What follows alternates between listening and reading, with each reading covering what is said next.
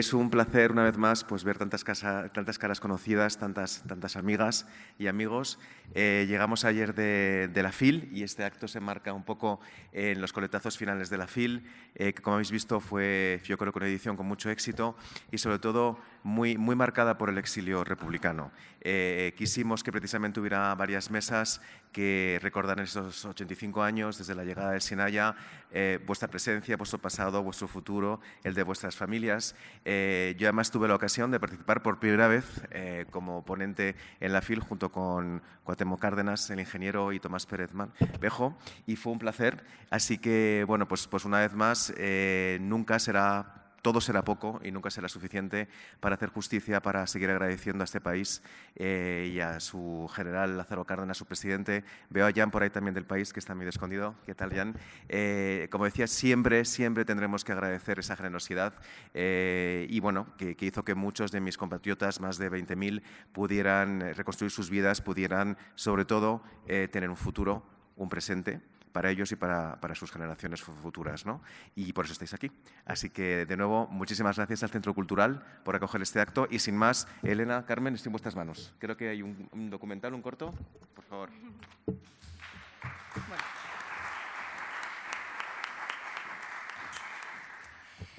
Bueno, buenas tardes a todos y a todas. Muchas gracias al embajador por acompañarnos esta tarde y a todos por venir. Supongo que todos tenéis más o menos en la cabeza esta parte de la historia de la que vamos a hablar hoy y que vamos a escuchar de algunas de sus protagonistas. Pero, bueno, por poner un poco en antecedentes y entender de dónde viene este trabajo que vamos a presentar, en 1939 termina la Guerra Civil en España después de un golpe de Estado y 3 años durísimos, y mucha gente se ve obligada a huir del país. En esa huida se van diseminando por distintos países, algunos acaban en Francia, otros en Rusia, en algunos países nórdicos, y los más afortunados acabaron desembarcando en las costas de Veracruz, en México, en torno a 20.000, aunque no hay mucho acuerdo en las cifras. Cuando desembarcaron aquí se encontraron con un país que les acogió con los brazos abiertos, como ha dicho el embajador, y en el que pudieron rehacer sus vidas a la espera de que Franco muriera o alguien le echara, aunque, como vimos después, eso nunca sucedió. Este año se cumple el 85 aniversario del primer desembarco y, aprovechando esa circunstancia, en el periódico nos propusimos indagar un poco en esta parte de la historia y ver qué había quedado de todo aquello, tanto desde la parte humana, digamos, de los que todavía viven y pueden contar de voz propia cómo fue ese episodio, y también desde el punto de vista social, cultural y político, ¿no? Ver el legado que quedó de ese exilio y cómo sigue presente en la sociedad mexicana de hoy.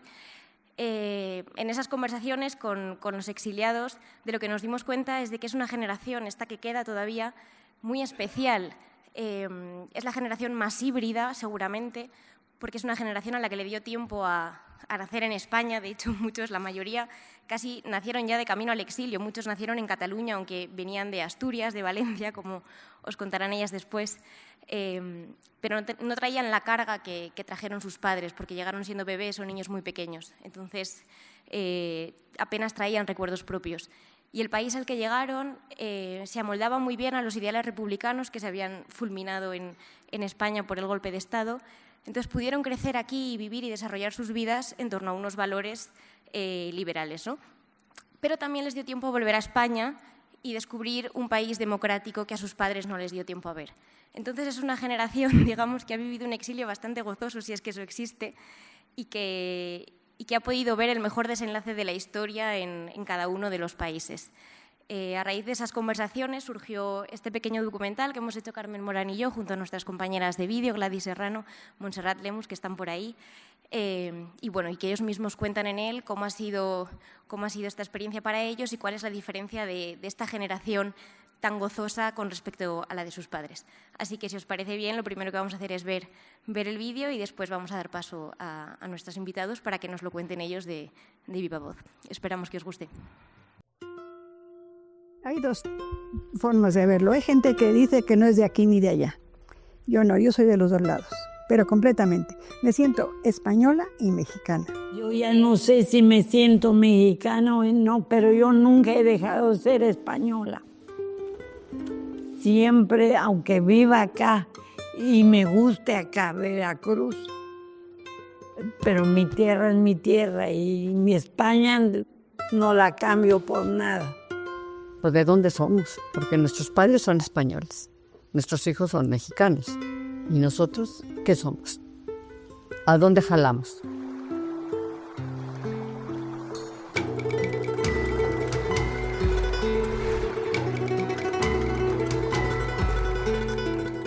La historia de la Segunda República Española y México es verdaderamente admirable. Es lo que se puede llamar un amor a primera vista. La República se proclama el 14 de abril y el primer documento internacional que firma es con el gobierno de México el 15 de mayo, un mes después, para elevar el nivel de las legaciones diplomáticas a embajadas. A partir de ahí se establece una relación muy íntima, cercana en todos los aspectos. México fue pues casi el único país que defendió a la República Española en la Sociedad de las Naciones. Fue pues yo diría uno de los países o de los muy pocos países que a lo largo de toda la contienda y toda la rebelión estuvo en el lado de la República.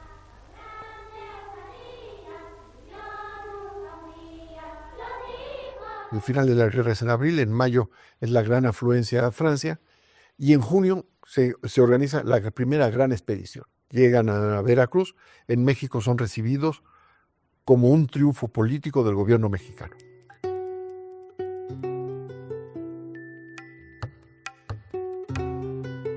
Yo llegué a México entrando por el puerto de Veracruz en el barco Sinaya. Vine con toda la familia en el Niasa. Llegué a México en el barco Sinaya, que fue el primer barco que llegó. Llegué de 6 meses en el barco Sinaya. Y nos embarcamos en Casablanca para llegar a Veracruz. El barco era de pasajeros, común y corriente. No era un barco, era un barco normal. Que cuando subí al barco me dio mucho miedo y no quería yo venir porque lloré mucho. 2 días estuve llorando, nada más en el camarote por la experiencia tan fea que tuvimos en Francia. Pero llegando a México ya se convirtió, ya fue gente muy amable.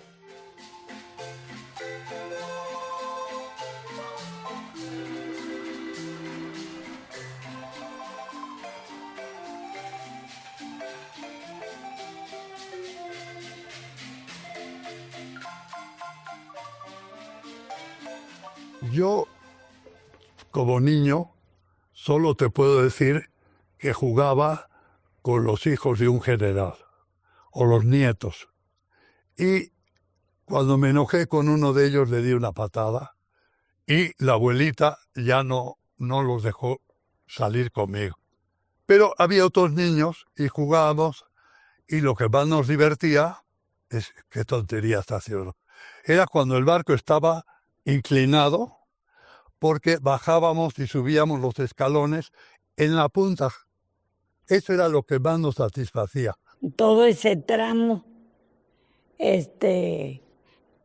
estuvieron cantando puros himnos españoles y puros de canciones tristes. Y ya me subí arriba a cubierta y ya me uní también a cantar allá dalt de la montaña y a una casa con un sol, tota voltada d'alzines, oliveres y pins verds. ¿Me entendió?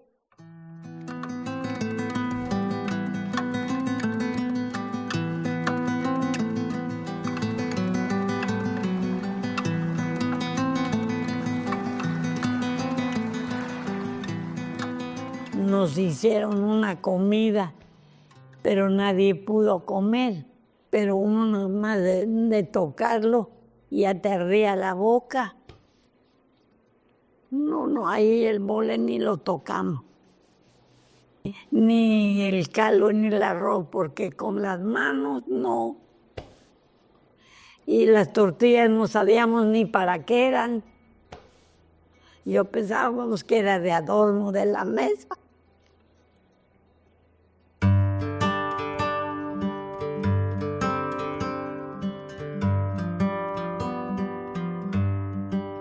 El proceso de integración para los españoles fue duro, fue triste, ¿no? De alguna manera, pero México fue generoso y en general amable, fértil para muchas cosas que los españoles pudieron realizar. El exilio que llega a México, el 10% son intelectuales. Eso no quiere decir que la mayoría sean intelectuales, pero sí que la mayoría de los intelectuales llegan a México. Que hay un 90% de españoles que se integran a México, ser intelectuales, son obreros, campesinos, profesiones liberales, periodistas, lo que se quiera, y que se integran y que dan el mismo ejemplo de tesón y de permanencia y de estilo de grupo y de conciencia de grupo.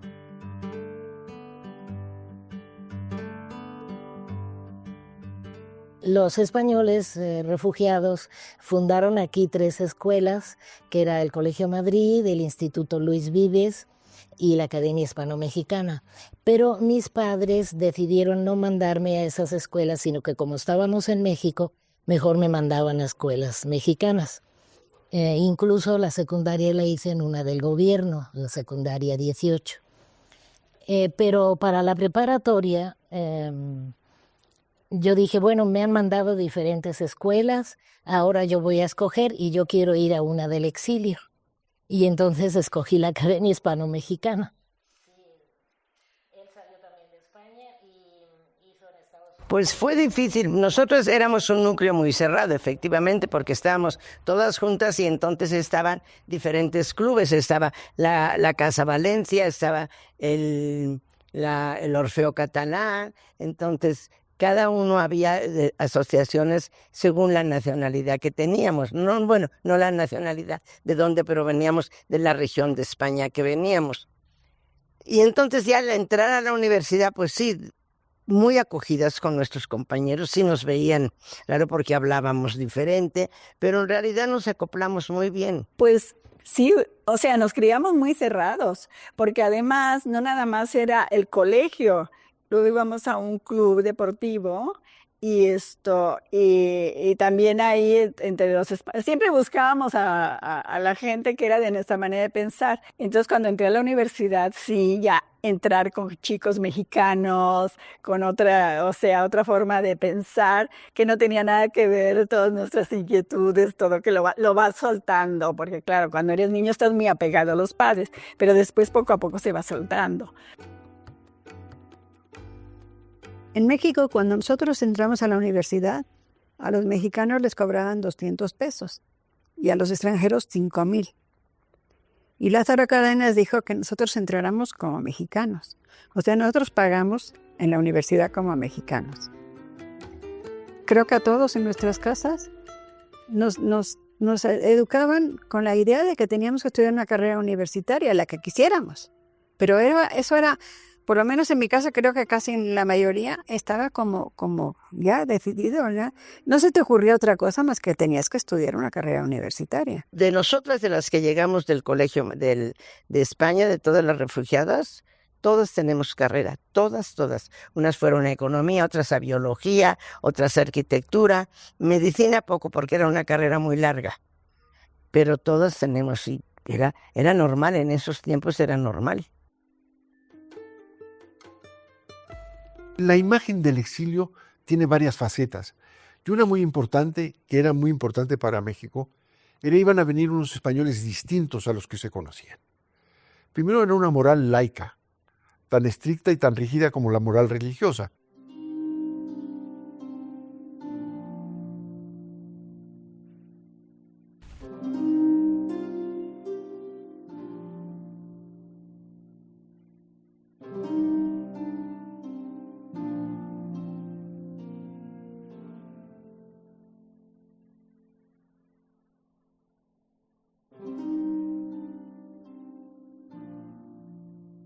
Mis padres me contaban todos los recuerdos de España. Me hicieron leer, por ejemplo, yo tengo un libro porque entrevistó mi padre a García Lorca, tengo un libro dedicado por García Lorca. Entonces esto estaba muy, muy presente. Me contaba historias de Unamuno, mi padre, de todo el ambiente cultural, de Azaña. Hasta tengo su gafete, bueno, no era gafete, era como un escudo de metal con la bandera republicana y abajo se veía la efigie de Azaña. Entonces cuando leía a Pérez Galdós me aprendí los nombres de las calles de Madrid y entonces dije, para cuando caiga Franco y vaya a Madrid, yo voy a saber por dónde ir.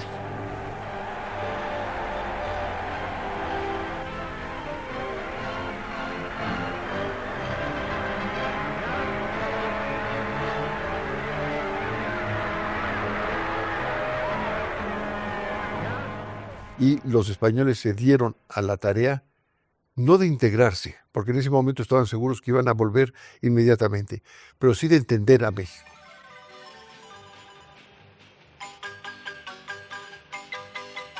Yo creo que dejar la tierra de ser muy triste, pero me acuerdo que papá ya de los últimos días que vivió, me acuerdo que vine una vez, llegué yo un día a visitarlos y ya el hombre pues empezaba a perder un poco la memoria y así.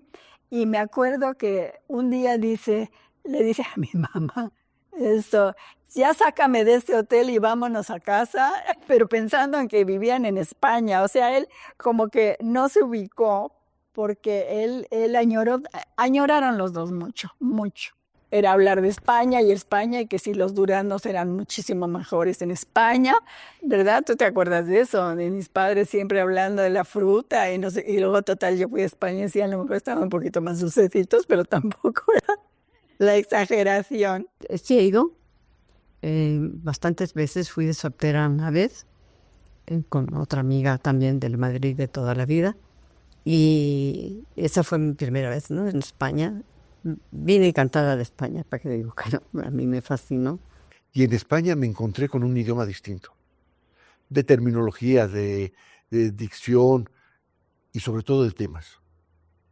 Solo se hablaba de deporte, de fútbol y de modas no se hablaba de política, no se hablaba de libros, no se hablaba... Para mí fue que te das cuenta que ya no perteneces a ese mundo. Claro, yo no podía comparar porque yo no tenía, era todo de oídas. Llegué con una emoción tremenda. Yo me acuerdo cuando yo llegué a España, como mi madre me había hablado tanto toda la vida, para mí llegar a España, bueno, fue emocionantísimo. Y además fue en el 61. La tristeza que me contaban, bueno, no sabes, yo me acuerdo de un amigo de mi padre que fuimos a verle, que se echó a llorar. De hecho, una prima mía me preguntó, ¿tú quién crees que sufrió más, tus padres o los míos? No, los tuyos. O sea, ni lo pensé, aguantaron 40 años.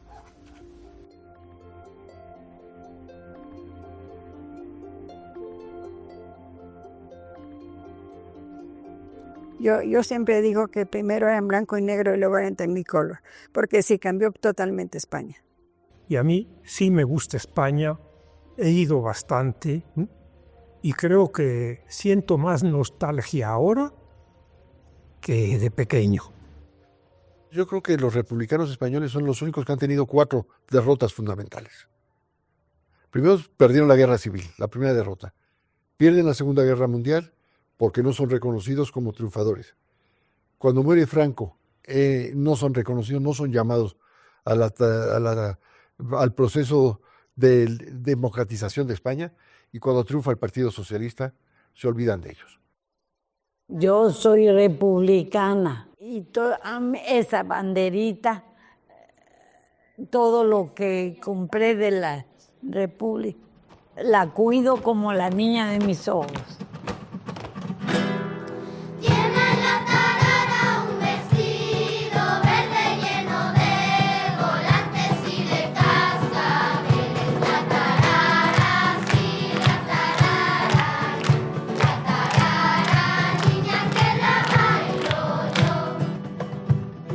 exilio como concepto está muy presente en el imaginario de México, ¿sí? O sea, tú hablas en cualquier institución sobre el exilio español y la gente lo tiene perfectamente identificado, están siempre agradecidos, o sea, está muy presente. ¿Y dónde lo encontramos? Pues mira, por lo pronto en las instituciones que formaron los exiliados, pero también está en la industria, ¿no? También están en las empresas. Entonces, hay muchas empresas.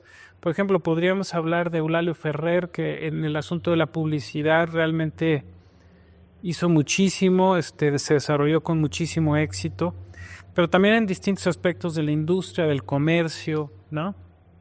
En el mercado editorial, en general, en muchos aspectos de la vida sigue presente, ¿no?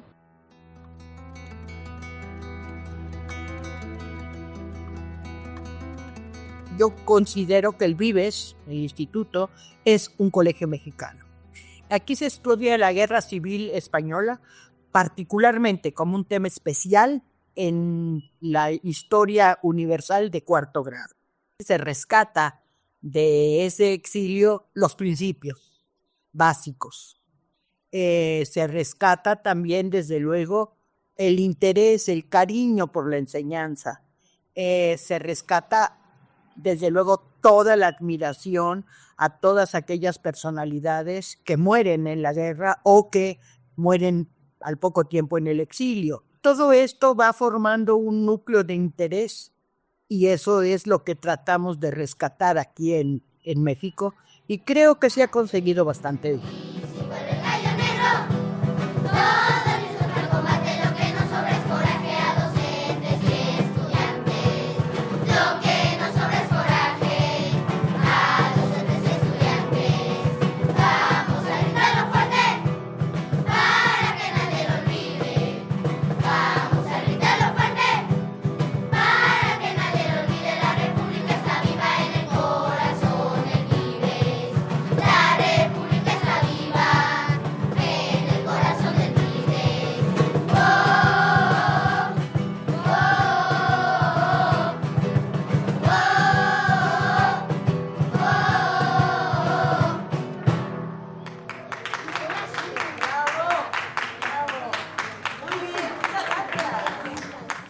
Tenemos que difundir y resguardar nuestra herencia histórica y entrar en la discusión de lo que quiere decir ser migrante y ser exiliado ahora, ¿no? Definitivamente ya no somos o no nos consideramos víctimas del exilio, sino nos consideramos generaciones afortunadas de haber recibido toda esa cultura y esos valores que se traían de la Segunda República, que indiscutiblemente se transmitían. Yo creo que es un legado que va a durar toda la vida ya, ¿no? Yo creo que la huella que dejaron los refugiados en México fue muy grande, ¿no? Si viéramos, por ejemplo, los alumnos que dejaron o lo que dejaron de enseñanzas, tanto en la Universidad aquí nacional, la UNAM, o en otras universidades, la Universidad de Michoacán, ahí hubo maestros que llegaron del exilio y que pues dejaron una serie ahí de personas que se identifican con sus enseñanzas, ¿no?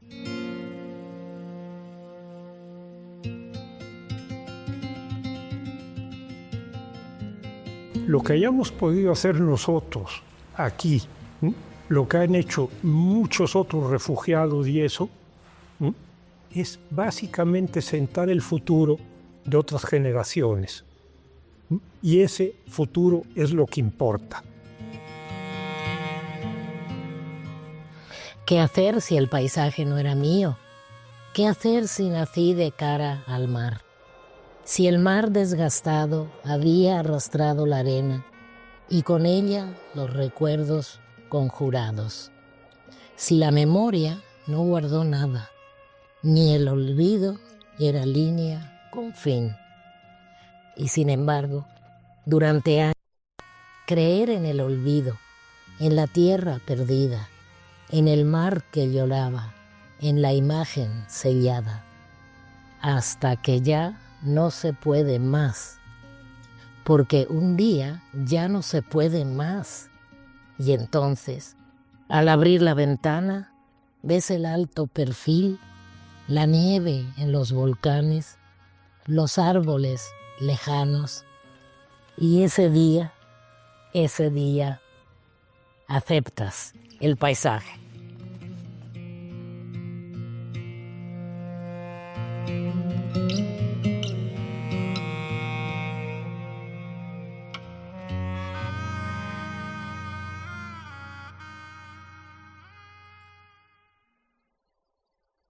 Voy a presentar a quienes tenemos hoy en la mesa, aunque algunos ya pues, los habéis visto con el documental, ¿verdad? Un brevito currículum. La primera después de Elena es Conchita Michavila, después va Aida Pérez y Regina Díaz, y por último tenemos a David Jorge. A Conchita, Aida y Regina casualmente nacieron las tres en España cuando tenían casi que haber nacido las tres en Asturias, porque todas vienen de familias asturianas, Conchita también valenciana. Pero nacieron en Barcelona todas porque ya todas sus familias iban camino del exilio. Y se reencontraron aquí, en esa burbuja que hicieron los españoles aquí en el exilio, porque estudiaban en los mismos colegios. Conchita estudió, andando el tiempo, estudió biología en la UNAM, y ella vino en el Sinaya en 1939, ¿verdad? Luego se hizo bióloga y estuvo dando clases. Aida Pérez, Aida ya venía en el NIASA 1942 y cumplió 4 años en el barco. También es de familia asturiana, como decíamos, y también estudió en el Madrid y luego dio clases en el Vives porque ella hizo arquitectura. Y Regina Díaz también era un bebé de 6 meses en aquel barco francés, el Sinaya igual, que llegó a Veracruz. Ella estudió químicas y fue profesora de químicas en la UNAM durante 30 años. Para que veáis que todas, como decían en el vídeo, efectivamente fue una generación de hombres y de mujeres, que es muy significativo, que estudiaron todas carreras, no solo universitarias, sino científicas, que ya hoy en día es raro que las mujeres todavía opten por esas carreras. David Jorge nos va a poner unos toques de historia de la mejor, es profesor e investigador del Colegio de México, es el único historiador español en una institución como el Colmex hoy, que se fundó, ya saben, como la Casa de España, para acoger a los intelectuales exiliados. Ha enseñado en diferentes universidades de Estados Unidos, México y España. Es especialista en la crisis de entreguerras, los internacionalismos en disputa durante dicho periodo, la Guerra de España, el exilio español en México y las relaciones México-España desde diferentes terrenos y perspectivas. Y es autor de libros como Inseguridad colectiva, Guerra en España, de la revolución al antifascismo y del antifascismo al antifranquismo, que va a aparecer pronto. Bien, pues teniendo todo esto, hemos querido dividir un poquito la charla en 3 bloques. El primero, David, porque tú nos puedas dar una introducción sobre esa simbiosis que se produce efectivamente entre la llegada del exilio español, un colectivo de gente que venía con unas ideas republicanas en la cabeza, muy politizados, con una idea de Estado en la cabeza que allí se frustra y que se encuentra en México, un país que viene saliendo de una revolución que también andaba sentando las fases de la modernidad, y se da eso que decía Serrano Migallón en el vídeo como un amor a primera vista, desde luego una simbiosis muy productiva. Háblanos un poco de ese momento. Bueno, no se puede entender la acogida mexicana del exilio español sin entender el protagonismo mexicano en la Guerra de España, y no se puede entender el protagonismo mexicano en la Guerra de España sin entender la excelente relación que se dio entre la España republicana y el México postrevolucionario a partir de 1931. Eso es evidente, aunque no siempre se remarca lo suficiente, pienso yo, ¿no? Con la proclamación de la República, México y España pues, alcanzaron su mejor relación como estados-nación independientes, elevaron las relaciones diplomáticas a la categoría de embajada y jugaron también un papel muy importante en los acontecimientos que vendrían, pues personalismo, relaciones personales específicas. Pienso en una determinante como fue la amistad entre Narciso Bassols y el embajador español aquí en la Ciudad de México, Julio Álvarez del Valle, durante 1931-1933. Esa amistad personal tan estrecha iba a ser determinante cuando ambos coincidirían de nuevo en Ginebra en 1936 como representantes de México y España ante la Sociedad de Naciones.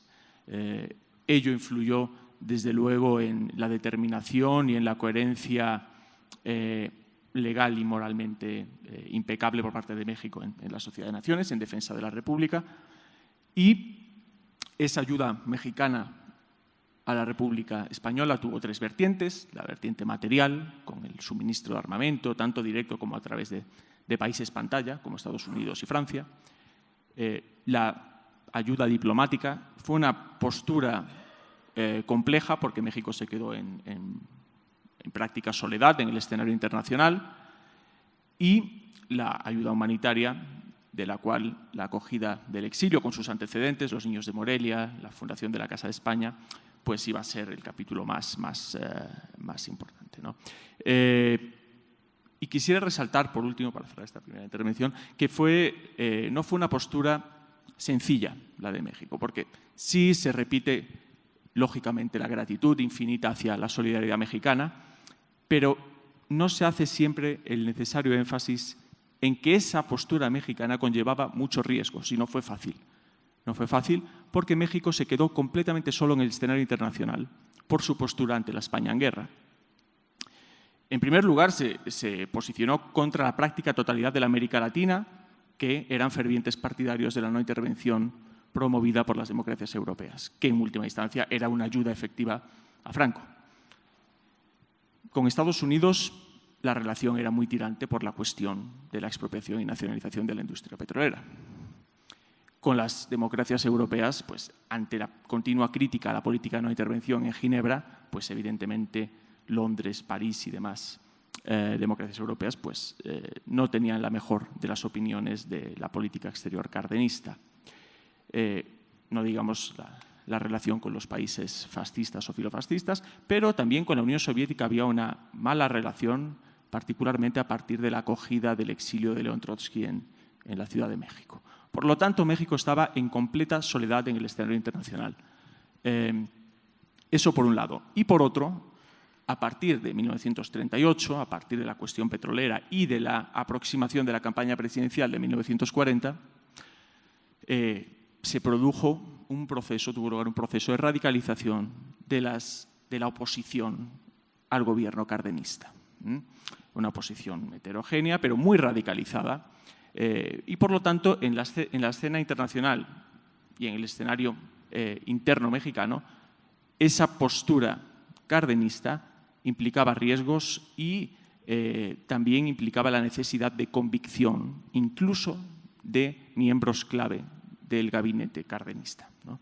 Entonces, sí, pienso que es un factor que hay que tener en cuenta. Más allá de la indudable solidaridad, no fue una solidaridad que se diese de forma sencilla, sino que fue una decisión, fue una determinación por parte del gobierno de Lázaro Cárdenas. No fue sencillo, David, pero también es verdad que México sí supo sacar partido internacional finalmente de esa posición, ¿no?, que le situaba en el mundo al lado, digamos, de lo correcto, ¿no?, que lo hizo en Italia, lo hizo en España, y que dio voz, aparte de dar voz a España, bueno, se situó en una posición internacional luego seguramente más cómoda de lo que le tocó al principio, ¿no?, de ese riesgo que comentabas. Absolutamente. Es decir, México adquiere un prestigio a través de su política exterior, adquiere un prestigio internacional indudable que le permite, además, llevar a cabo medidas drásticas, vuelvo a mencionar la cuestión del petróleo, sin mayores consecuencias.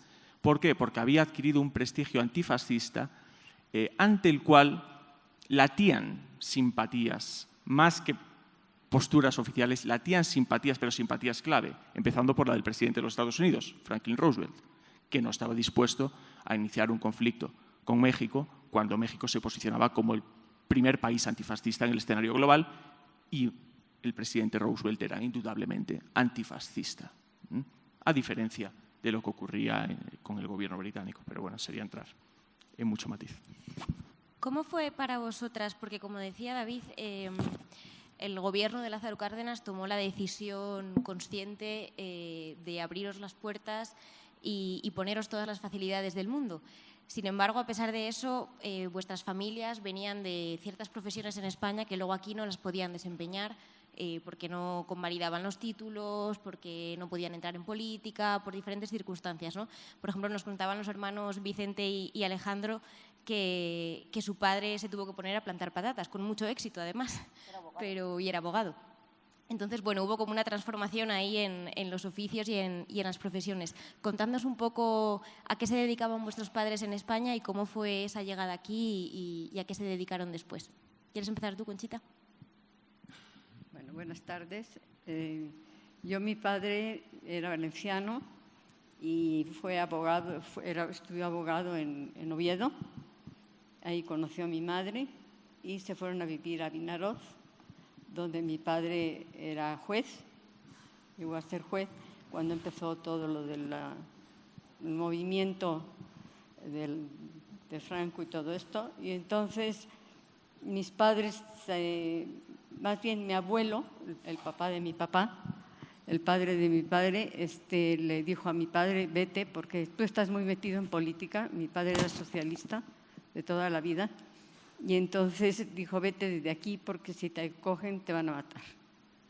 Y tú tienes una niña pequeña y otra que viene en camino, vete para Barcelona. Y entonces nos fuimos a Barcelona y estuvimos en el castillo de Montjuïc con mi abuelo y con mi padre, mi madre y mi hermana mayor y yo. Ahí nací yo en Barcelona y un buen día le dice mi padre, Paco, vete, porque esto se está poniendo muy feo y no la vas a librar, o sea, vete para Francia, que te van a recibir en Francia. Y mi padre, pues vámonos, papá, vámonos tú también. No, yo ya lo perdí todo, ya le habían matado, le había muerto un hijo en la guerra y pues él era capitán de la Guardia Civil, pero del lado republicano, y entonces nos fuimos, salimos a Francia, por los Pirineos. Obviamente no me acuerdo de nada, yo era muy pequeñita, acababa de nacer, y en Francia, cuando cruzamos la frontera, separaron a mi padre de mi madre. A mi padre lo llevaron al campo de concentración. Primero estuvo en un campo, después estuvo en Argelés, que fue lo que contaba mi padre. Yo de pequeña pues lo oía, pero decía, bueno, no fue para tanto, ¿no? Y cuando al ser más grande dije, caray, o sea, mi madre se fue al hospital conmigo porque yo estaba muy enferma. Yo cogí una pulmonía, pasamos los Pirineos sin nada y yo me puse enferma y a mi madre y a mí nos mandaron a un hospital. Y mi padre pues se fue a un campo de concentración, mi madre no sabía dónde estaba, no tenía ni idea. Y bueno, mi padre contaba cosas del campo de concentración que cuando uno, ahora ya de mayor que lo pienso, digo, bueno, ¿cómo sobrevivió a todo aquello? De hecho, tenemos una fotografía en casa de mi padre el día que salió del campo de concentración, que toda la vida la conocimos como la foto de papá enfermito, porque es impresionante, ¿no? Ahora la veo y digo, caray. Lo pasaron muy mal, se encontraron por casualidad, porque mi padre en el campo de concentración, mi madre en el hospital conmigo, mi hermana con una tía mía. Y entonces, bueno, pues yo no sé, porque el otro día que yo comí con mis nietos, me decían, pero ¿cómo? Si no tenían teléfono, no tenían nada, ¿cómo se comunicaron? O sea, eran muy inteligentes realmente porque se comunicaron, ¿no? Se juntaron, ya se encontraron. Bueno, mi padre le dijo a mi madre, nos vamos a México, que hay un presidente muy bueno que nos abre las puertas, que se llama Cárdenas, y vámonos para México. Y mi madre dijo, ¿pero dónde está eso? ¿A dónde vamos a ir? ¿Estás loco? ¿A dónde nos vamos a ir? Y dijo, nos vemos el tal día que vamos a embarcar en un barco, en el barco el Sinaya. Mi madre llegó conmigo y dice, bueno, ¿a dónde vamos? Está mal este hombre, ¿a dónde vamos a ir? Y bueno, llegaron todos los presos y mi padre no llegaba. Y entonces mi madre dice, no, pues yo no me voy sin él. ¿A dónde voy yo con una niña recién nacida, sola, sin conocer a nadie? Y entonces en eso apareció mi padre Mi madre decía que casi no lo reconocía porque realmente pues, estaba muy mal. El campo de Argelés fue, creo que, de los peores que hubo. Mi padre decía que ahí perdió todo, perdió hasta la dignidad, porque el día que se lavaban la ropa, andaban todos desnudos. Se lavaban la ropa con el agua del mar y sin jabón, obviamente. No tenían nada, comían muy mal. Entonces llegó mi padre con los senegaleses que lo llevaban y mi padre le gritó a mi madre: súbete al barco con las niñas, súbete. Entonces ya soltaron a mi padre. Bueno, el normal, no eran pues un matrimonio joven, que hacía tiempo que no se veían. Mi madre quiso abrazar a mi padre y le dieron con la culata de una ¿cómo se llaman? Como de un rifle. Y entonces dijo mi padre: corres, tú súbete al avión con las niñas. Bueno, mi madre se subió y mi padre subió. Fue el último que subió al barco. Ya subió mi padre y subieron la escalera. Entonces, pues en el viaje conocieron gente y se hicieron amigos, muy amigos unos de otros, y cantaban canciones y lloraban y pues lo pasaron muy mal. Pero al llegar a México fue algo que mi madre contaba, que luego a mí nos hacía gracia que nos lo contara, que ponía que el sindicato de tortilleras los recibía con mucho cariño. Mis padres decían que las tortilleras en España eran las prostitutas. Entonces les hizo una gracia que, ¿cómo nos reciben las prostitutas del sindicato? Entonces fue tremendo, ¿no? No, tortilleras, ¿cómo que tortilleras? No sabían lo que eran las tortillas, pues nunca las habían visto, ni las habían oído, ni nada. Bueno, total, bajamos ya del barco en Veracruz, muy amables, muy cariñosos, les dieron fruta, les dieron muy bien. La verdad es que nos recibieron muy, muy bien. Y cuando a donde querían ir, les preguntaron, podían ir al campo, podían ir a la ciudad o podían ir a otro estado mexicano. Y mi padre dijo: vámonos a la capital. Vinimos a México sin nada. Y bueno, pues ¿qué hacemos? ¿Qué vamos a hacer? ¿Qué era tu padre, Conchita? ¿Qué era? Mi padre era abogado, había estudiado abogado en Oviedo, ahí conoció a mi madre y se casaron. ¿Y cuando llegó aquí pudo ejercer de abogado? No, porque tenía que revalidar algunas materias y pues o comíamos o mi padre iba a la... ¿Y a qué se dedicó entonces? Bueno, al principio la que sacó la casa adelante fue mi madre. Mi madre con una amiga que se hizo muy amiga de ella en el barco, los Saborit, que también venían en el barco juntos, decidieron entre las dos hacer comidas, pasteles, croquetas o lo que se les ocurría, y que ellos las vendieran, que fueran por las tiendas o por las casas vendiendo la comida que hacían ellas. Y así empezaron mis padres, y cuando mi madre iba a comprar para hacer las cosas, vio un día una carnicería que se llamaba Carnicería Salas. Mi madre era de Salas, de Asturiana, en un pueblo que se llama Salas. Y entonces si ella pensaba, el día que tenga dinero voy a entrar a esa carnicería y les voy a comprar carne a mis hijas para que coman carne. Un buen día dijo: no, yo no voy a esperar, yo voy a entrar, que a lo mejor pues es de mi pueblo y a lo mejor pues, puede ser mi amiga, ¿no? Entró afortunadamente y ahí la persona que era Pilar, se llamaba como mi madre, le dijo: mira, hay un señor que tiene una fábrica de ropa y conoce a todas estas tiendas como Liverpool y todo esto, y si tú sabes algo de costura o de algo, te puede dar trabajo a lo mejor. Entonces mi madre dijo: sí, yo coso muy bien. Y entonces el señor Manolo se llamaba, la llevó a las tiendas grandes, o sea, a los grandes almacenes, y mi madre se dedicó a coser. Ahí fue lo primero, el primer dinero, más dinero, digamos, no, claro, era una miseria, pero ahí ya pudimos vivir un poco mejor.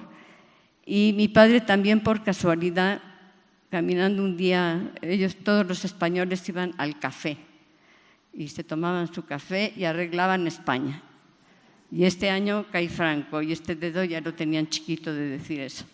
Entonces, ahí encontró a un amigo que se llamaba Manolo y entonces le dijo, mira, yo trabajo en una fábrica de aceite, ven a ver si te reciben. Pues mi padre fue a la fábrica, era un aceite que se llamaba Aceite Libertador, y mi padre le dieron trabajo, mi madre ya cosía menos, porque ya entraba lo de mi padre, y pues mi madre trabajó muchos años cosiendo, y ya bueno, mi padre llegó a ser gerente de la fábrica, ¿sí? O sea, y así fuiste saliendo adelante. Así fuimos saliendo adelante, el Colegio Madrid nos dio todo. Espera, no vamos al Colegio Madrid todavía, que lo tenemos para el siguiente bloque. A ver. Vamos a preguntarle a Aida un poco también, porque su padre Aida era telegrafista, ¿verdad? Que le pase el micrófono. Cuéntanos tu padre y tu madre, cómo ellos salen adelante y cómo dejan sus profesiones y vuelven con las de acá. Bueno, mi padre era telegrafista, efectivamente. Acércate el micrófono. ¿Eso funciona? ¿Funciona? No sé, a ver. ¿Sí? ¿Se oye o no? Sí, ahora sí. Bueno, entonces él se recorrió todos los frentes porque iba poniendo los hilos de telégrafo para el ejército republicano. Entonces, cuando yo nací en Barcelona, él estaba todavía en el frente de Valencia. Y al contrario, bueno, pasamos a Francia igual que todos en febrero del 39 por los Pirineos en invierno. Yo afortunadamente no me enfermé, pero entonces, al contrario que sus padres que vinieron en el primer barco, nosotros vinimos en el último. Y la razón es que mi padre consideraba que Franco no podía durar tanto y que para qué venía tan lejos. Pero entonces, mientras tanto, Francia fue invadida por los nazis. Tomaron prisionero a su hermano, a mi tío Pepe, que luego murió en Mauthausen, y entonces ya fue cuando decidió venir. Como Francia estaba invadida por los nazis, el cónsul mexicano, Gilberto Bosques, alquiló 2 castillos para que allí estuvieran, mientras daba el tiempo de embarcar, estuvieran los españoles refugiados. Hizo la bandera mexicana para protegerlos y allí estuvieron un tiempo. Es muy importante el papel que hicieron los diplomáticos mexicanos. Gilberto Bosques, Ciro Favela, Luis y Rodríguez, fueron unos maravillosos diplomáticos y muy humanos y dedicados a salvar gente. Entonces, ya de ese castillo, 3 años después que ellos, embarcamos. Primero embarcamos hacia Casablanca en un barco que se llamaba Marechal d'Oté, y después de Casablanca ya embarcamos en el Niassa y ya vinimos hacia México. Y también, bueno, se repitió lo mismo, los recibían con flores, con carteles de bienvenida. Mi madre, a partir de ese momento, la música de las marimbas para ella fue lo más impactante. O sea, después de todo lo que habían sufrido, llegar y ser recibidos con música, con carteles de bienvenida, fue muy, muy, muy emocionante para ella. En ese momento, a mi madre la conquistó a México. Y mi padre después, llegando ya a la capital, lo primero que hizo fue comprar una Constitución mexicana. Se leyó la Constitución y dijo, hombre, este país me parece muy bien. O sea que ambos inmediatamente se sintieron muy bien en este país y muy adecuado para ello. Porque no solo fueron recibidos bien por el presidente Lázaro Cárdenas y por los diplomáticos y todo, el pueblo los recibió bien. Mi madre, por ejemplo, no. Mi padre tuvo la suerte de que, quizá porque llegó 3 años después, ya todo el mundo estaba colocado. Entonces rápidamente encontró trabajo en la cervecería Modelo, que era de un español antiguo residente, pero que los recibió a todos los que pudo. Y entonces empezó a trabajar muy pronto, afortunadamente. Ahí se quedó trabajando en diferentes puestos, fue subiendo hasta que falleció, trabajó ahí. Entonces tuvo la suerte porque, claro, en México un telegrafista tiene que ser nacido en México para poder trabajar. Por lo tanto, él no podía. Pero mi mamá tenía una anécdota que nos hacía mucha gracia porque ella fue al mercado y compró aguacates, no estos de cáscara dura, sino los de cáscara muy delgadita. Criollos. Y le dio una mordida a uno y dijo, pues esto dirán que es muy bueno, pero a mí no me gusta. Y se los regaló a la portera del edificio. Le dijo, mire, doña Petra, no me gustaron, se los dejo acá. La portera no dijo ni nada. Tomó los aguacates, hizo guacamole y se lo subió a casa. Y le dijo, mire, doña Eva, le traje esto. Mamá lo prueba y está riquísimo. Dice, pues lo hice con sus aguacates. Entonces ya entendió ella cómo había que utilizar los aguacates. Así se fueron habituando a México, donde pues eso, eran bien recibidos en todos lados, no había ningún problema. Aida decía que había unos españoles antes, efectivamente, cuando llegan los 20.000 republicanos, 18, 20.000, aquí había una población migrante anterior que eran igual, el orden de 20.000 españoles a los que llamaban gachupines. Eran gente que había hecho mucho dinero, seguramente no siempre de las mejores formas, pero habían hecho mucho dinero. Y algunos sí se portaron muy bien con los republicanos que llegaron porque les dieron trabajo, ¿verdad? Pero esa diferencia, les organizaban grandes peleas también entre los unos y los otros, pero a pedrada limpia. Bueno, Elena, ¿te parece que presentemos el segundo bloque? Bueno, no sé si Regina quiere completar un poco. No, porque sí. Vale, luego en el siguiente. Vale, bueno, además del exilio un poco que se quedó en la capital, ¿no? Decía Conchita que le ofrecieron a tus padres si quedarse aquí o irse fuera y decidieron quedarse. Ese exilio creció un poco arropado por las instituciones que los propios refugiados fundaron aquí, ¿no? El Ateneo Español, los colegios, el Luis Vives, en Madrid. Pero hay otro exilio que un poco se diseminó por los estados, por las provincias y se le ha perdido un poco el rastro porque no ha estado tan agrupado o tan concentrado en torno a ciertas actividades e instituciones. David, cuéntanos un poco cómo es esta otra parte del exilio que se conoce menos y por qué cuesta tanto rastrearla, ¿no? Que Josefina, por ejemplo, que veíamos antes en el vídeo, es una de estas personas, ¿no? Ella se quedó en Veracruz y allí hizo su vida y hace bien poquito que reconectó un poco con esta parte del exilio que la reconecta con sus compañeras de viaje. Bueno, el exilio no fue un exilio homogéneo, fue un exilio heterogéneo en términos de composición social y en términos de identificación político-ideológica. Es decir, veíamos hace un momento, ¿no? Es evidente que la mayor parte del exilio no fueron intelectuales o académicos, ¿no? E igualmente, en términos ideológicos, pues digamos, el republicanismo liberal tenía muchos matices, ¿no? Y había desde posiciones más conservadoras a posiciones más radicales, más identificadas con movimiento obrero, lo que fuese, ¿no? Desde luego hubo lo que se podrían llamar los otros exilios, ¿no? Hubo pues gente que no se relacionó de forma directa con las dinámicas comunitarias del exilio.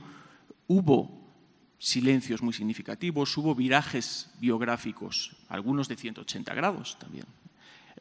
Y dentro de estos otros exilios está lo que se puede llamar pues, el exilio de provincia, diríamos, ¿no? Que presentó pues, unas características muy diferenciadas porque, en primer lugar, no tenían esas burbujas endogámicas ni tampoco tenían esos contactos con cierta élite mexicana que estaba esencialmente en la capital.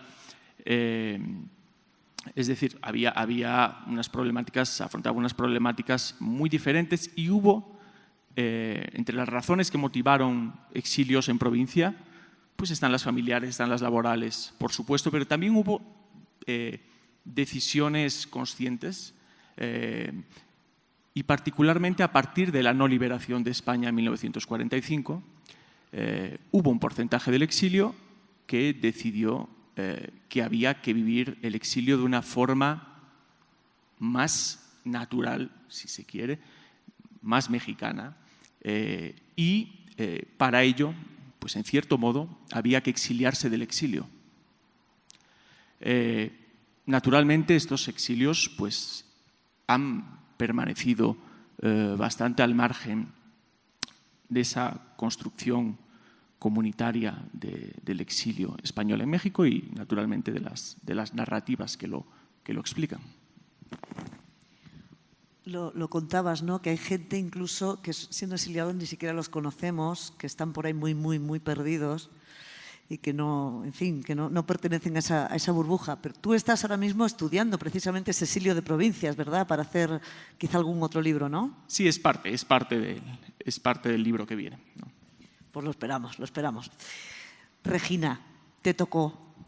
Tienes que contarnos un poco lo que él hablaba, ¿no? Hay un exilio que se va a provincias, que es minoritario, muy poco estudiado todavía, que se dispersa, que no conocemos, pero aquí vivían en las mismas calles, vivían en los mismos edificios, ibais a los mismos colegios, a los mismos clubes. Vamos, que durante algún tiempo no sabíais ni lo que era México.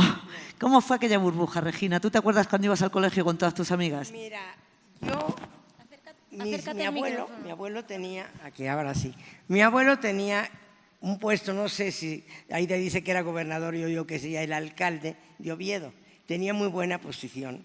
Entonces, mi padre es de Villafranca del Bierzo, de León. Él murió, su padre también tenía buena posición porque en aquel entonces, dice que cuando empezaron a salir las ollas express, su papá compró una olla express y tenían una muchacha. Y cuando sonaba el pitillo de la olla express, le dijo, oigan, la olla de don Ignacio. Entonces todo el pueblo se enteró de que había olla express ahí. Entonces mi papá se fue a Oviedo y estudió la carrera de abogado. Incluso conoció al papá de Conchita, desde antes de soltero sin saber. Y también estudió abogado mi papá. Lo que pasa es que con la guerra, vino la guerra y ya no tenía todas las calificaciones de todos los exámenes. Entonces se casó con mi mamá, se casaron mis tíos, yo en campos de concentración mi papá nunca estuvo. Ellos se casaron el 18 de febrero del 38 y yo nací el 14 de diciembre del 38, hasta les conté los meses. Estuvieron 13 años de novios, ¿eh? Yo nací justo a los 9 meses. Entonces mi papá nos fuimos a Francia, igual que todas pasamos. Yo nací en Barcelona en una clínica, porque mucha gente nacía. Y mi papá, como había guerra, no había luz, entonces él consiguió unos acumuladores para que a la hora que naciera yo había luz. Entonces nos fuimos en Barcelona, ya nos fuimos para allá. Mi papá estaba en la Dirección General de Seguridad, tenía hasta su placa que le dieron hace años. Llegamos allá a Francia y mi papá tenía un compañero de él muy amigo que también era de Villafranca y lo reclamó. Cuando llegamos a Veracruz, a él ya nos estaba esperando y me llevaron a su casa, me bautizaron, por eso él es mi padrino, me bautizaron, pero mi papá no podía ejercer porque no tenía el título de abogado. Entonces mi padrino trabajaba en una fábrica de hielo que se llamaba La Siberia. Yo me acuerdo como mi papá cargaban unos bloques de hielo, pero inmensos, con esas pinzas que las han de haber visto en las películas, grandotes, cargaba el hielo. Después ya mi mamá, me acuerdo que vivían en la calle que se llamaba el Callejón del Obispo, por Mina, por el centro, porque mis tías, luego otros se fueron a Santo Domingo y llegaron como 10 años después y todos vivían en la calle de López, en Revillagigedo, en 5 de Mayo, todo en Ayuntamiento, todo el mundo vivía por ahí. Nosotros más hacia el centro. Me acuerdo que mi mamá decía que con un peso compraba no sé cuántas naranjas y huevos. Bueno, estaban encantados con lo barato que estaba todo en México y lo bien que pudieron vivir. Entonces después llegaron mis abuelos, llegaron mis tíos, Yo seguí viviendo ahí y mi papá entró a otras fábricas, siguió trabajando y yo entré al Colegio Madrid. Pagábamos muy poquito, casi nada. Después, y ahí hicimos la primaria, la secundaria y la preparatoria. Y después entramos a la universidad, como dice Aida, pagando muy poco. Mi papá sí se nacionalizó mexicano, mi mamá nunca quiso. Mi mamá dijo que ella era española y tampoco quiso volver a España, aunque ya al final, bueno, volvieron, pero no era lo mismo. Y siempre se sintieron muy mexicanos. ¿Y cómo fue para vosotras entrar de repente en la universidad?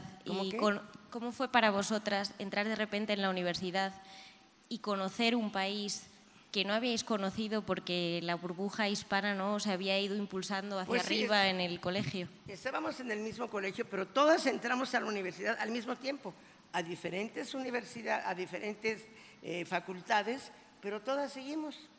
Claro, estábamos un grupito, éramos 4 de química, entonces siempre estábamos las 4 juntas. Las españolas nos decían, las españolitas. Ay, que gritábamos mucho. Si ustedes gritan o no gritamos, así hablamos, es nuestro tono de voz. Pero nos integramos muy bien. Había un aula de Río de la Loza que cabían 400 alumnos, 300, era un mundo de gente. Y yo fui la generación primera que inauguró CEU. Yo entré en el 56 a la Escuela de Química que estaba en Tacuba, en Mar Mediterráneo. Y ahí tengo muy buenos recuerdos. Había marimbadas que eran preciosas. Y luego en el 57 inauguramos la Facultad de Química. Y también mi papá, cuando yo regresé a España, yo dije, yo tengo que conseguir el título de mi papá. Entonces, en el 90, hasta del País lo entrevistaron, le dieron su título de abogado a los 90 años. Así que estuvo muy emotivo para él y para nosotros también, ¿no? Claro. ¿Y cómo fue en ese entorno? Porque una cosa que a nosotras nos sorprendía cuando hablábamos con vosotras no era ya solo que todas hubieran estudiado, sino que todas habíais elegido carreras de ciencias. Conchita es bióloga, Aida es arquitecta, Regina es química. Que es casi una elección que sorprende incluso a día de hoy. No sé cómo fue en esa época, si ya notasteis, Aida, por ejemplo, que había más hombres o no, o empezaba a haber ya más mujeres, o esta cosa, explicándonos un poco. Bueno, nosotros cuando entramos a arquitectura, en primero éramos más que si sumabas segundo, tercero, cuarto y quinto. O sea, fue la generación numerosa que entró a arquitectura, pero no solamente veníamos de Madrid, eran de muchos colegios de México. O sea que era ya un cambio en México. Sí, porque antes de nosotros las generaciones de mujeres eran pequeñas. La nuestra ya, hombre, éramos muchos menos que los hombres, pero éramos muchos más que los que habían entrado anteriormente. Y también, sí, también los compañeros, a nosotros nos acogieron muy bien. Yo me acuerdo de un compañero mío que me dijo, ¿pero tú eres hija de exiliados? Le digo, sí. Dice, bueno, a los españoles como vosotros sí os queremos. O sea que estaban haciendo ya una diferencia con el tipo de personas que estaban viniendo en ese momento. Además estudiamos ciencias porque cuando nosotros estábamos en preparatoria, nada más había 2 ramas, o ciencias o letras. El que era bueno para física, química y matemáticas, pues se iba a ciencias. El que no, se iba a letras. O sea, nada más había 2 caminos. Ahora hay tantos que por eso nos fuimos a la de ciencias. A ver, antes de atacar el tercer bloque, queríamos hablar un poquito, el tercer bloque que será más breve, queríamos hablar un poquito de la Vuelta a España, porque la emigración, el exilio mexicano tuvo una característica, y es que todos los exiliados, los padres, los abuelos, se conjuraron contra Franco y ellos casi prometieron solemnemente no volver a España si el dictador no moría, y como no moría jamás, muchos de ellos pues acabaron aquí sus días, ¿no? Pero esta generación que hoy está aquí representada, ellos sí pudieron volver a España, incluso antes de que muriera Franco, pudieron volver y lo han hecho sucesivas veces. Y hay alguna anécdota muy interesante de cómo era la España que vieron. Hubo muchos contrastes. Primero, el contraste de la España que les habían contado sus padres y la que realmente vieron los que fueron muy pronto, que era una España todavía muy triste. Las familias que tenían aquí con las familias que se encuentran allá, ¿no? Y sobre todo eso queríamos que nos contaras un poquito, Conchita, porque tú fuiste a un viaje con tus padres de vuelta a España. en un avión. Cuéntanos aquello. Sí, mi padre me había dicho que mientras no muriera Franco, bueno, pues como todos los refugiados yo creo, que no volvería nunca a España. Tenían esa nostalgia, o sea, porque pues ya es famoso, ¿no?, que las manzanas eran mejores que las naranjas, no había como las de Valencia, que tal. O sea, querían volver, pero no cuando estaba Franco. Entonces, vino en el periódico un anuncio de que se les regalaba un viaje a los refugiados que no hubieran perdido su nacionalidad y que nunca hubieran vuelto a España. Para esto ya había muerto Franco. Entonces, ay, mira, papá, ¿por qué no vais vosotros? No sé qué. Eso son propagandas, bla, bla, bla. Bueno, hasta se enfadó. Pero mi cuñada dijo, no, yo voy a ver qué va a pasar y se van a ir a España. Entonces mi cuñada arregló todo y mis padres fueron a España. Pero tuve yo la suerte de ir con ellos. Aquello fue muy impresionante, a mí todavía me emociona contarlo, porque el avión iba lleno de españoles que nunca habían vuelto a España. Y el viaje, bueno, los contaba el otro día, ¿no? El viaje fue impresionante porque todo el tiempo, día y noche, cantaron, bailaron, se reían, contaban cosas de sus juventudes. Bueno, fue un viaje increíble. Pero cuando el piloto íbamos en Iberia, cuando el piloto dijo, en breves momentos tocaremos la península ibérica, empezó un silencio. Pero cuando dijo, en breves instantes entraremos en cielo español, aquello fue impresionante. No se oía más que... O sea, fue algo muy impresionante. O sea, todos, yo hasta mi padre, que nunca lo había visto llorar, lloraba. Se abrazaron, fue algo que no lo puedo olvidar, muy impresionante. La llegada a Madrid fue, y además, como decía mi padre, vuelvo a una España donde ya desgraciado no está, y estaba el Partido Socialista ya, ¿no? Entonces, para él esto fue muy importante. Sí nos recibió el rey. Mi papá le dijo, a mí la monarquía no me gusta, y odio a los reyes. Entonces, dijo, no, es muy válido, señor Michavila, claro, es muy válido. Pero, claro, pues fue así como que, porque nos invitaron a Palacio, ¿no? Bueno, a ellos, ¿no? A mí, yo iba de acompañante. Pero así le dijo al rey, o sea, la verdad es que... Era 1987, ¿verdad? Sí. 1987. Sí, ya había muerto Franco. Y además él dijo con mucho... Bueno, todos ellos cuando pisaron tierra española, fue de verdad, hubo quien se tiró al suelo a besar el piso. Fue algo que nunca olvidaré porque fue un viaje fuera de serie. Nunca me imaginé la reacción de... Mi padre era más bien serio y la sonrisa al volver a tierra. Cuando fuimos a Valencia, bueno, lloraron horriblemente todos y vio a su hermana, a la única que le quedaba, y entonces fue muy emocionante. Bueno, ella no lo quería reconocer porque decía que su hermano era guapo y joven y ese era un viejo horroroso y que no era su hermano. Entonces, dice, no, ¿qué va a conocer mi hermano si mi hermano era muy guapo y es joven? No, esto no es mi hermano. Pero al final se abrazaron y se dieron muchos besos y muchos abrazos. La familia de Valencia nos recibió muy bien. Pues también lo habían pasado muy mal. A mi abuelo lo condenaron a pena de muerte, entonces pues sí, estaba fea la cosa. Pero mi prima una vez me dijo, Conchita, ¿quién lo pasó peor? ¿Ustedes o nosotros? Vosotros. Nosotros llegamos a una tierra maravillosa, que nos trataron de maravilla, que fue algo increíble, que creo que no...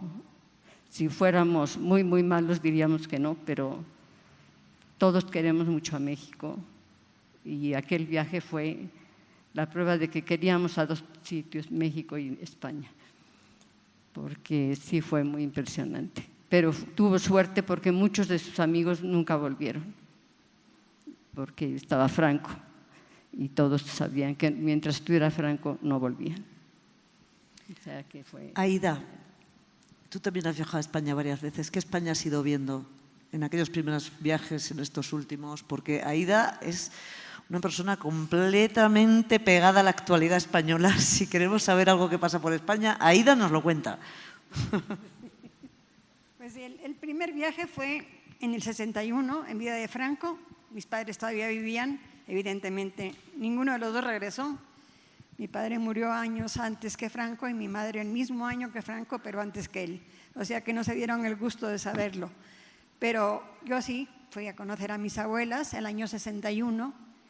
Y sí, bueno, España, los paisajes y todo, siempre son bonitos y todo. Pero el ambiente era de lo más triste, de lo más... A cada rato me decían, cállate, no digas eso. Una señora una vez estaba diciendo, es que no sé, si yo pudiera votar, y le dije, ¿qué es que aquí las mujeres no votan? Y un señor muy enfadado me dijo, aquí no votamos nadie. Está bien, y es verdad, ¿no? A mí se me iba un poco la idea, ¿no? de la diferencia, de la gran diferencia que había en ese momento. Entonces, sí era un país así como que agobiante, ¿no? Daba gusto conocer a la familia. Bueno, mi familia me recibió de maravilla. Me llevaron a conocer el convento de Corias, donde había estudiado mi padre. Y lo que me dijo el rector, que era un señor muy mayor, me dijo, sí, tu padre, me acuerdo, era muy rebelde. Dije, bueno, seguramente desde pequeño, porque lo conservó toda la vida. Y entonces, después, como dice Carmen, tuve la oportunidad de volver muchas veces. Ya cuando volví en democracia, no, era ya otro diferente, ya era un país a colores, ya no era un país en blanco y negro, ya la gente hablaba, ya podías decir que tu padre lo que había hecho y lo que no había hecho. Entonces ya había cambiado todo mucho y bueno, como dice Carmen, he seguido siempre la política de cerca, la política española. La sigo en todo momento, me interesa mucho, pero también interesa la mexicana, por supuesto. De hecho, votáis en todas las elecciones, ¿no? O sea, las autonómicas, las locales, las europeas, las nacionales de los dos países. Menos en las municipales. Las municipales no podemos votar, pero las autonómicas, las europeas y las generales sí votamos.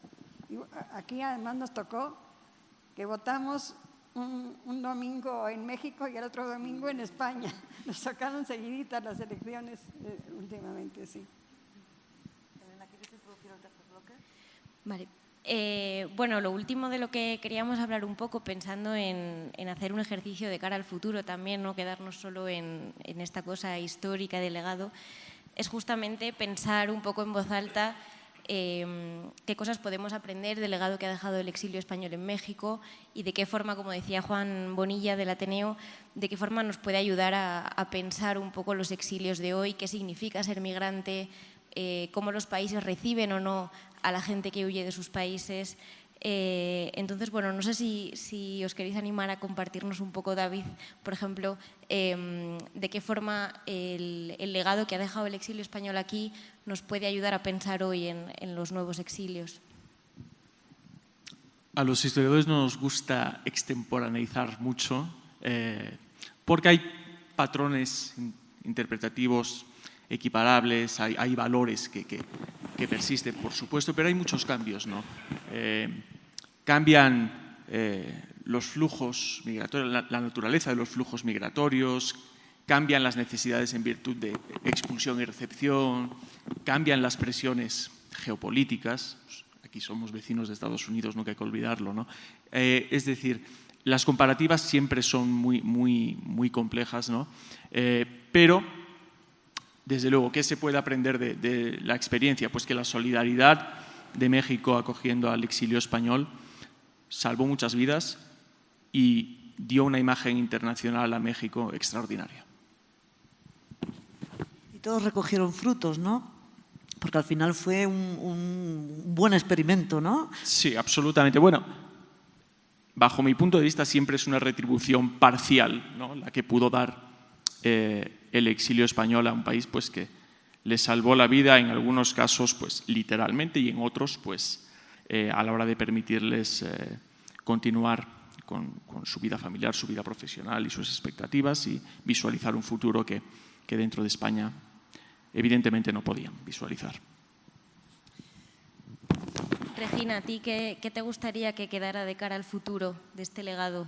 Que la gente como que lo guarde ya como un valor.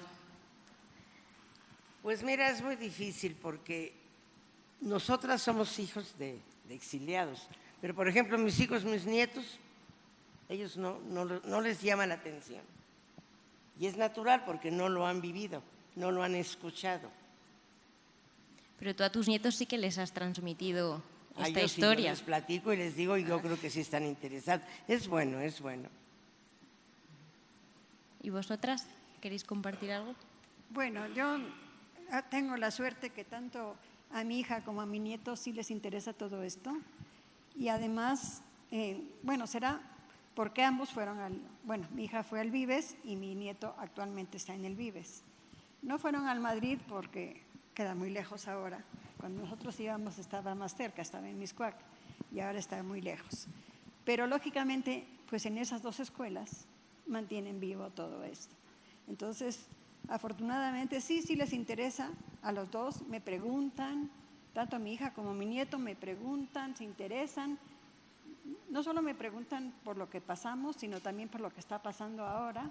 Entonces sí están, desde luego, también están completamente interesados en México, son mexicanos, pero no deja de interesarles la patria de mis padres y mía, porque aunque estuve pocos meses ahí, pues nací ahí, ¿no? ¿Y tú, Conchita, quieres añadir algo para cerrar? ¿Perdón?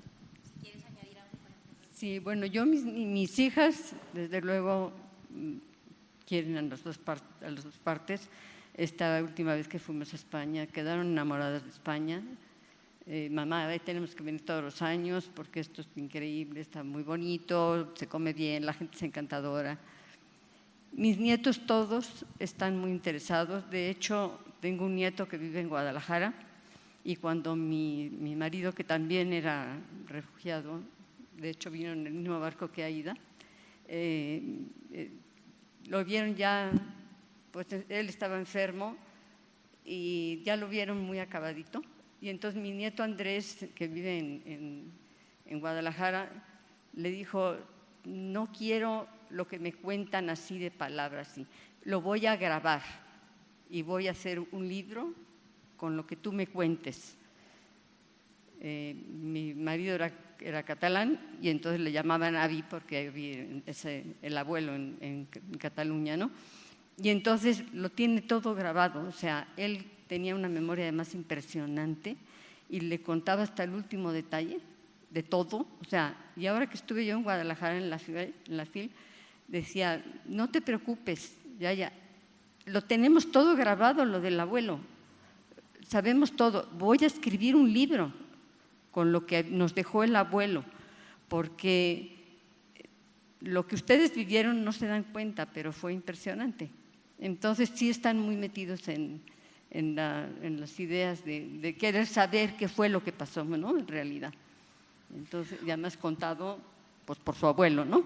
Oigan, sus hijos ya son mexicanos, pero por lo menos la tortilla de patata, la recetita ya se la dejarán, ¿no? Sí. Y las croquetas. Que no se pierda. Mi hija ya la sabe hacer, ya no hay problema.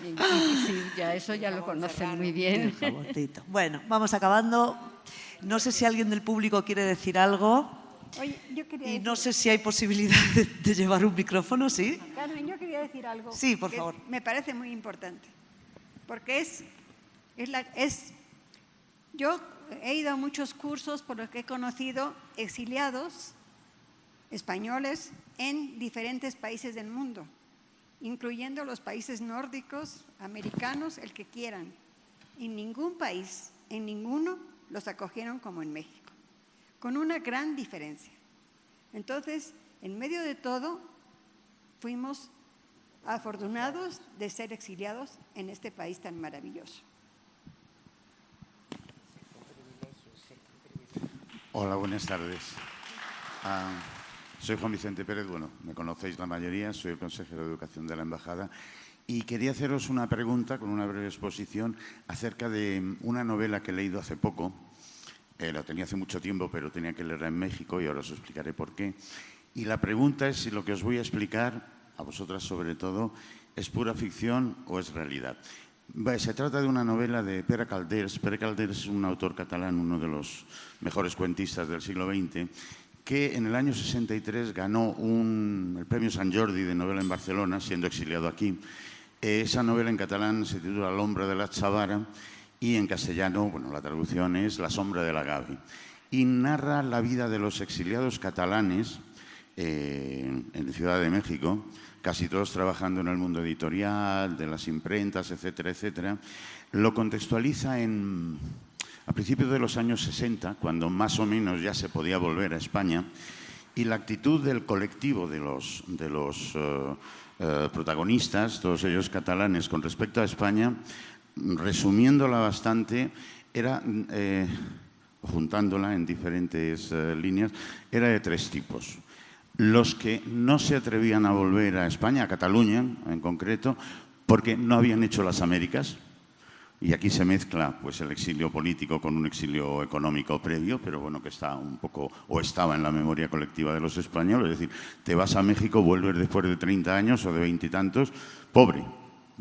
La segunda es la de los que volvieron a Barcelona y al cabo de los 3, 4, 5 meses regresaron a México porque aquello les parecía pues un lugar pequeño, provinciano, casposo, beato e rancio.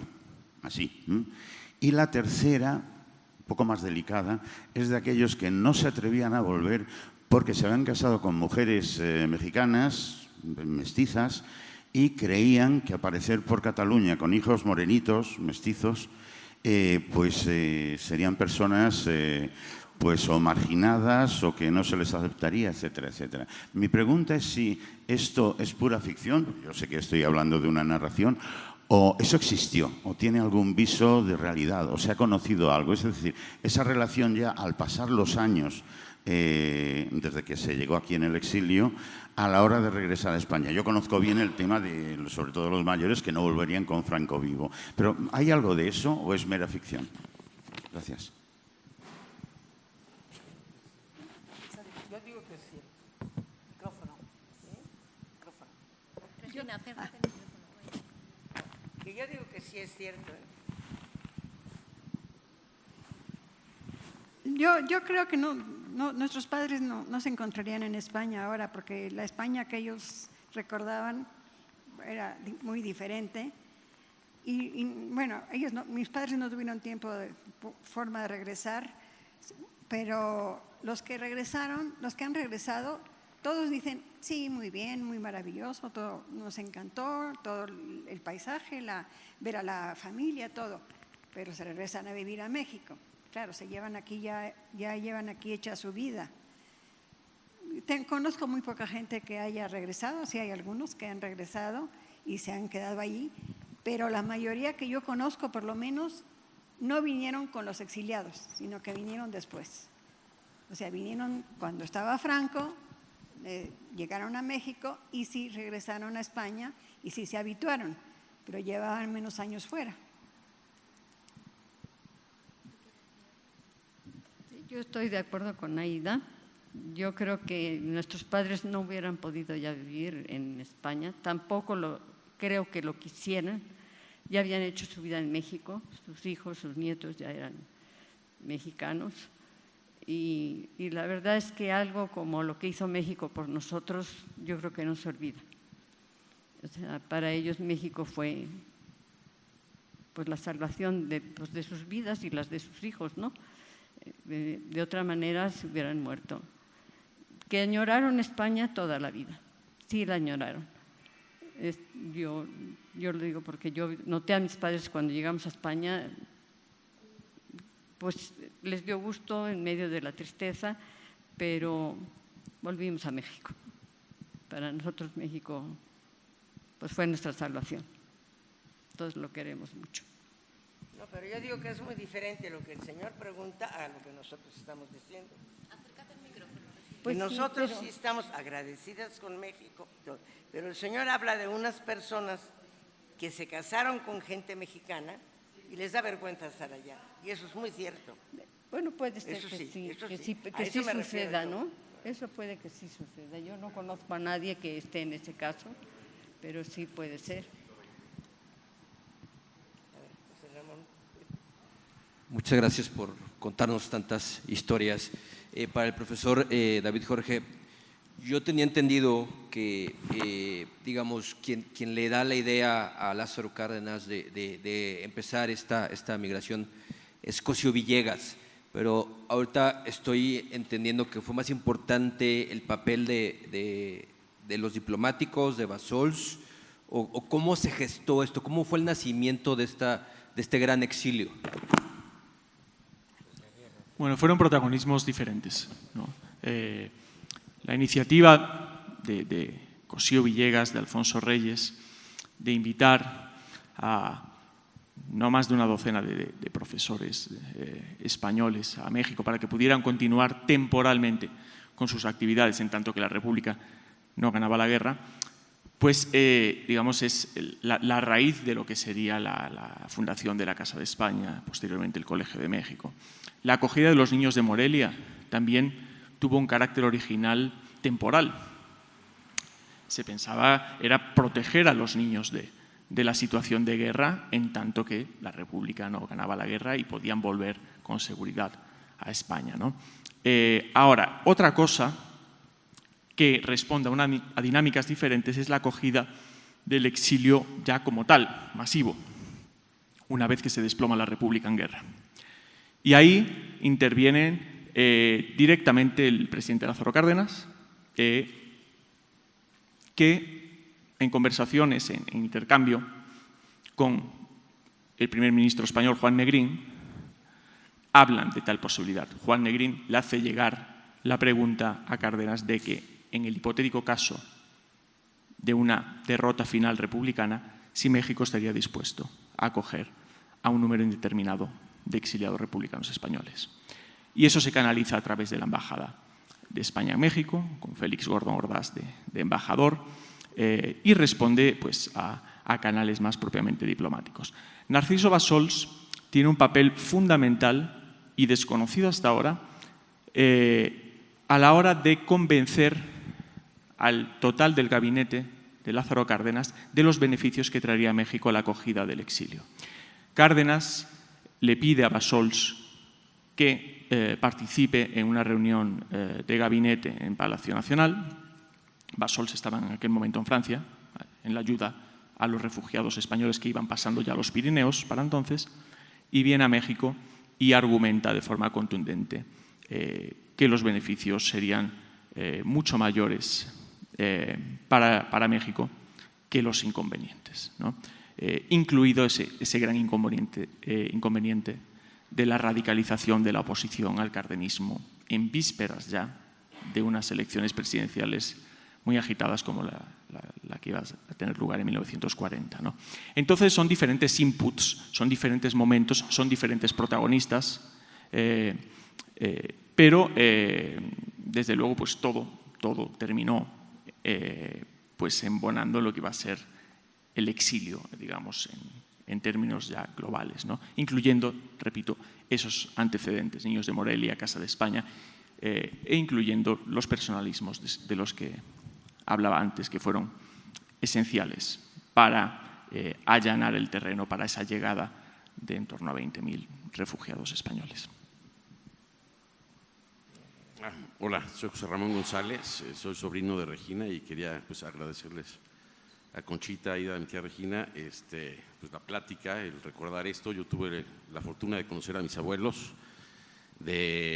pues que ellos me platicaran todas estas experiencias y también reconocer que así de generoso como fue el pueblo de México y el gobierno de México con mis abuelos, también que a través de la ley de la memoria histórica, que fue la que me tocó a mí, ahora es la ley de la memoria democrática, también nos han dado la oportunidad de ser mexicanos y también de ser españoles, ¿no? Que creo que en nuestra generación hay, así como los abuelos, algunos no volvieron, otros tardaron 40 años y eso, Nosotros hoy en día tenemos la oportunidad de estar mucho más conectados y a pesar de ser yo mexicano, tengo 3 hijas que también ya son españolas, a pesar de haber nacido aquí en México. Entonces, bueno, y gracias a ustedes por organizar esta plática.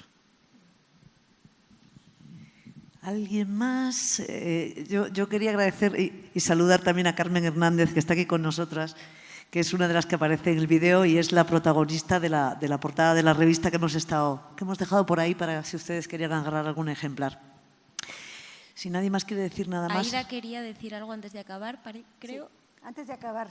Di, Aida. Bueno, quiero agradecer a Carmen y a Elena el maravilloso reportaje que hicieron. La revista está increíble y sobre todo agradecerle al país esta oportunidad de comunicarnos y de que todo el mundo sepa lo agradecidos que estamos con México y lo bien que nos gusta poder expresar todo a vosotros y en los reportajes y en la revista, todo esto. Así que realmente muy agradecidas al país y especialmente a Elena y a Carmen. Muchas gracias. Gracias. Las agradecidas somos nosotras. Y también queremos agradecer al Centro Español que haya acogido este acto y que haya colaborado, que hayamos organizado a medias este acto. A todos vosotros y a todos ustedes por venir. Y bueno, una cosa que ya se me olvidaba. A las 7 de la tarde, ahora aquí muy cerquita, en el Colegio San Ildefonso, se inaugura Exiliadas de España, Artistas en México, que también organiza el Centro Español. Es muy pronto, pero está aquí al ladito. Podemos ir a inaugurarlo, una exposición, ¿va? Gracias otra vez.